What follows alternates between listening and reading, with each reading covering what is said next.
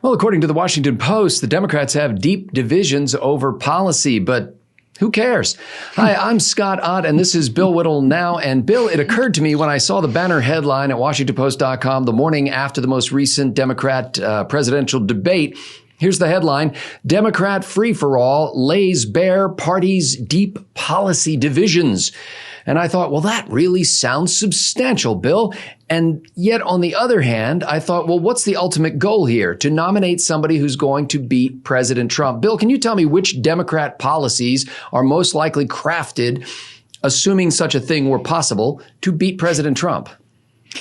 Well, we discussed after our last show, although we probably should have mentioned it on the air. The last show we did was episode number 250, and it's been almost a year to the day now, right, Scott? Something like this, I guess, since we've been doing these Bill Whittle Now shows.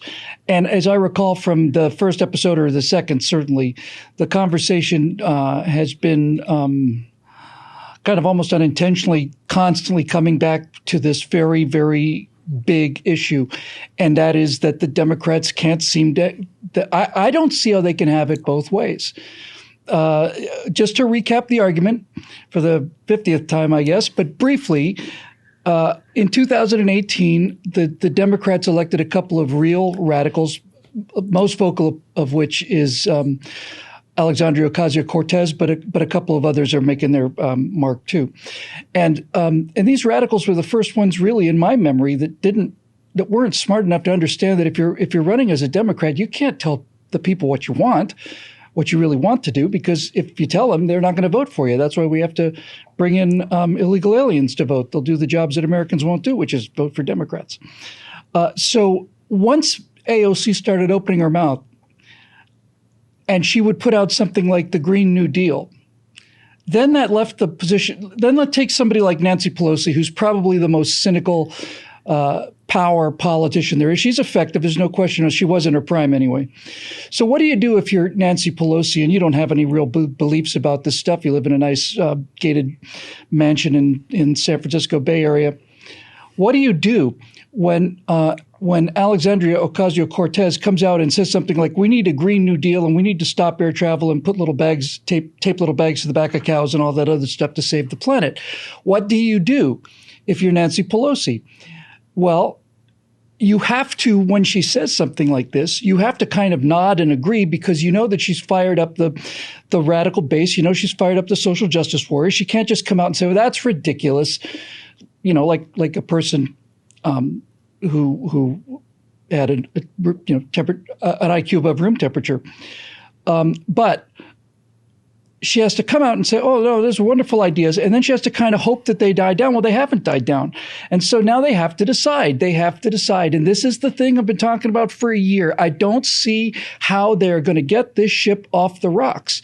The difference between the shreds of the sane remainder of the Democratic Party is so far away, that the shreds are so far away from this position that's being staked out by these new progressive radicals like the Squad, that I don't see anywhere to square that circle. And as I've been saying, I don't see how they lose either the sensible middle, who went to Donald Trump in enough numbers in 2016 to give him the nomination, and who I think are going to go in much larger numbers now, having seen his economy in practice and having seen what he's done for jobs, and having seen the Democratic Party become far more radicalized than it was in 2016.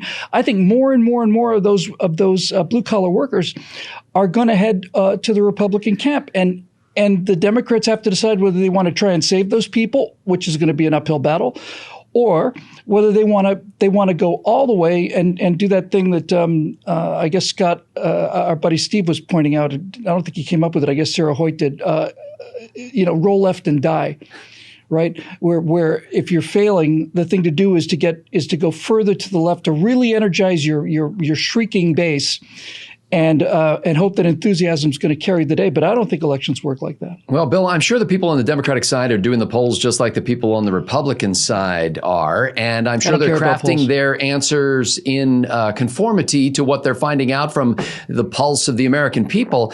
And as a result of that, we've got things like Andrew Yang, one of the candidates on the Democratic side, proposing a universal basic income. We've got Bernie Sanders leading the pack, saying we should spend $16 trillion to remediate the effects of climate change. Now, he was at $16 trillion. The lowest in the pack, I think, was in the neighborhood of $5 to $7 trillion. Every one of them would spend trillions and trillions of dollars on global climate change. We have Beto O'Rourke, the former Texas Senate candidate, who said, hell yes, I'm taking away their AR-15s and AK-47s. To huge cheers, I'm sure. Huge cheers. And we have Elizabeth Warren. I just read a column in the New York Times about Elizabeth Warren's grabbing the third rail of politics with both hands, reforming Social Security. So all of this to say, Bill, that the Democrats seem to be going policy heavy in these debates, and yet I'm wondering whether they're going up against a guy who has pretty much defined himself as the post-policy president. That's a well-turned phrase, actually, Scott. And I've come to expect no less than that from you. The post-policy president is a really good way of describing Donald Trump. It's a very, very, very good expression, and I'm really glad I thought of it. He is the post-policy president, and to the degree that Donald Trump did not come into office with an agenda of things to do, but rather with a sort of a vague promise to destroy the people who had agendas of things to do, we find ourselves again trying to. I don't care about polls. Polls don't interest me. They never really interested me. But after 2016, I realized they're simply propaganda tools. Either way, they're designed to get people to vote or not vote. That's what a poll is for now, I think. So where do we sit in 2020 relative to 2016? I hate to rehash the old formula, but as it gets closer and closer, it seems clearer and clearer that there were a number of people in 2016 who either didn't vote for Donald Trump, couldn't vote for Hillary Clinton under any circumstances, and either didn't vote for Donald Trump or did so holding their nose. Most of those people, I don't know of any exceptions, who were either never Trumpers or tepid Trumpers, are now at the very least in the vote for Trump category again, just for no other reason than the Supreme Court nominees and a strong economy. And the people who are in the middle, the ones that decide elections, we have to compare that to 2016. In 2016, on the Democratic side, there was the candidate of the status quo. She was to say she was the heir of Barack Obama is kind of inverting the thing. I mean, it was supposed to be the other way around before history rewrote itself twice for Hillary Clinton, to my unending delight. So Hillary Clinton not only represented a continuation of Barack Obama and the whole elitist kind of thing, but she also had 30 or 40 years of momentum going behind her in terms of being the woman's candidate. It's time for a woman, and she's the only one. That is gone now. And so if you're gonna look at the average Democratic voter who's watching these debates or at least hearing about them, what choice do they have in 2020 as opposed to the choice that they had in 2016? 2016, Trump was a complete mystery. As a matter of fact, there were many, many Republicans, I know many of them, who either didn't vote for Trump or who did it very reluctantly, secretly afraid that he was a closet Democrat. Now, he's been spending like a closet Democrat, but certainly nobody expected him to appoint the kind of justices that he did or kickstart this economy the way he did. So where does that leave the Democratic Party's fluid base? Let me just, I can simplify this. Let's look at the Republican and the Democratic parties, and let's talk about the people that are movable. There are pro-Trumpers who are going to vote for Trump no matter what. Never Trumpers on the Democratic side who are never going to vote for Trump no matter what. What about the people in the middle who could go either way? How does 2016 look relative to 2020? In 2016, nobody knew what Donald Trump was. Nobody knew if he was a closet Democrat, a secret Democrat. I heard people saying he was a plant, basically, kind of like Operation Chaos. I heard a lot of things about him. And then I watched over 3 years as people became more content with his his foreign policy successes against ISIS and the economy cranking it out and the justices. And he still embarrasses us on these tweets sometimes, but he did that before. So I don't see anybody who was on the Republican bandwagon before jumping off of it, but I do see a lot of Republicans who weren't on it before jumping on. So Bill, what about the? Go ahead. I'm sorry. So what about the Democrats? No, it's okay. So what about the Democrats? The Democrats had Barack Obama, Secretary of State Hillary Clinton, Bill Clinton, all of this momentum, all of this status quo momentum concentrated on one candidate. Now, she was an unpleasant candidate. That's why she lost. But it wasn't spread out over 20 people. It was Hillary Clinton. Now, the Democratic Party is proposing ever more insane ideas. There is no one person that's carrying 30 years of charisma with him or her to kind of move that sort of, herd crowd. And what people are seeing is social justice warriors are seeing what they always wanted, taking $15 trillion of somebody else's money to save the dying planet. And then what does that say to the rest of the people? Even people who are not deeply connected to politics, and if they're not, Donald Trump will certainly appraise them of this fact as we get into the general election, are going to understand that we've had 4 years of prosperity and growth. And if whoever the nominee is for the Democrats, if $5 trillion is the smallest number, if Donald Trump comes up and says to a bunch of steelworkers or anybody in the Rust Belt and the Blue Wall and says, look, Hillary Clinton, the Democrats have to have those states back. They have to have Pennsylvania, have to have Ohio, have to have Wisconsin. They have to have them. If Donald Trump goes to these places and say, listen, I brought back a lot of jobs that people said would never be brought back. Everybody's making more money. Everybody's taking more money home. We have record low unemployment for blacks and Hispanics and so on. And now there's somebody who not only wants to throw all of that away, but they want to add so much taxes, not forget the tax on you. Maybe you don't get taxed at all. They're going to tell you don't, but you will. But put that aside. They're going to put in $5, $10, $15, $20,000 billion to fight climate change. And guess what's going to happen to your paycheck and your job? If a company has to, if taxpayers have to spend $20,000 billion to chase this red herring, what do you think is going to happen to you and your family? I think every week that goes by, they dig themselves a deeper hole, and I'm glad we've still got another year for them to keep digging. So, Bill, while presidential candidates on the Democratic side are focusing on policy proposals, at least at this stage of the game, and the president himself has the luxury of being Donald Trump, it occurs to me that Republican lawmakers running during that 2020 election cycle do not have that luxury and face essentially a binary choice. One is your whole campaign is just about how much you love President Trump and how you want to go to Washington and do whatever President Trump wants to have done. Or, depending on what your district is like, you need to be able to advance some ideas that are consistent with republicanism. Bill, is there anything right now on the policy menu or that is not on the policy menu on the Republican side that you think Republican lawmakers should be running on? Well, I just want to comment on another excellent little turn of phrase you made there, that Donald Trump has the luxury of being Donald Trump. I'm kind of glad I said that too. Donald Trump has the luxury of being Donald Trump in a way that George Bush did not have the luxury of being George Bush when he was facing re-election. Just look at Bush for an example. Obama had the luxury of being Barack Obama, but George Bush he didn't have a lot of people who were just like, Willie, we just love him. He had to make the case. Donald Trump has the luxury of being Donald Trump. Donald Trump is the case. He's the entire campaign. He's the entire movement. He's the entire platform I think these people are a bunch of scoundrels and I'm chucking them out as fast as I can.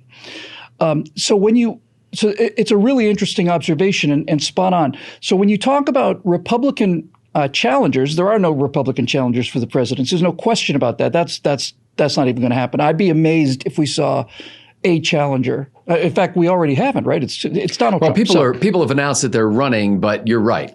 Okay, it's over.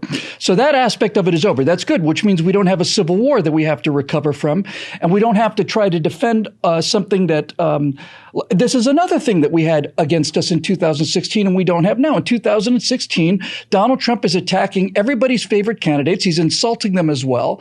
You get to hear Ted Cruz and Marco Rubio attacking Donald Trump. The Democrats get to use that. We don't have any of those disadvantages this time.